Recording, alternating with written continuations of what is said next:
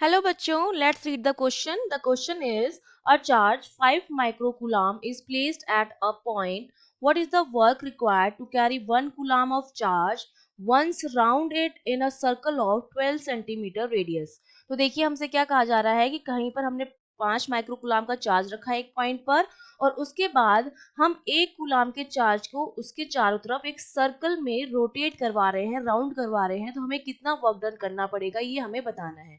तो देखिए इसके की कॉन्सेप्ट में आपको क्या पता होना चाहिए। पहली चीज हमसे वर्क डन पूछा जा रहा है किसी भी चार्ज को मूव कराने के लिए, तो हम जानते हैं कि जो वर्क डन होता है हमारा वो QV के बराबर होता है, जहां पर Q आपका चार्ज है और V आपका क्या होता है, पोटेंशियल होता है। QV और यू कैन से QdV, ठीक है, चेंज इन पोटेंशियल, ये हमारा होता है work done.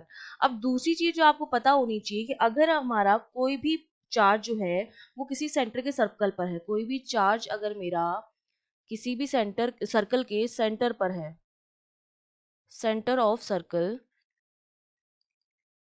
Centre of circle, इस तरह से ये मेरा 5 माइक्रोकूलाम चार्ज है और इस तरह से हम 1 माइक्रोकूलाम के चार्ज को इसके चारों तरफ एक सर्कल में क्या कराएंगे, रोटेट करवाएंगे, इस तरह से वो राउंड लगाएगा। और इस सर्कल की जो रेडियस दे रखी है हमको r इक्वल्स टू हमको दे रखी है 12 सेंटीमीटर, ठीक है। और ये आपका यहाँ पर सपोज 1 माइक्रोकूलाम का 1 कूलाम का चार्ज है जो इस तरह से इसके चारों तरफ राउंड लगाएगा।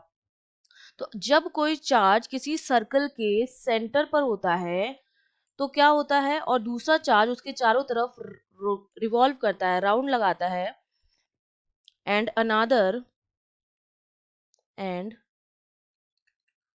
अनादर charge revolve around its circumference, ठीक है। ये इसकी सर्कमफेरेंस है किसी भी सर्कल की, इसके चारों तरफ अगर वो रिवॉल्व करेगा सर्कमफेरेंस, तो ये क्या क्रिएट कर देता है, ये बना देता है एक इक्विपोटेंशियल सरफेस। क्यों? क्योंकि सेंटर से डिस्टेंस तो इसकी बराबर है, तो हर पॉइंट पर इसका जो पोटेंशियल आता है वो क्या आता है, सेम आता है, इक्विपोटेंशियल सरफेस क्रिएट कर देता है। और हम जानते हैं कि इक्विपोटेंशियल सरफेस पर जो वर्क डन आता है वो जीरो आता है।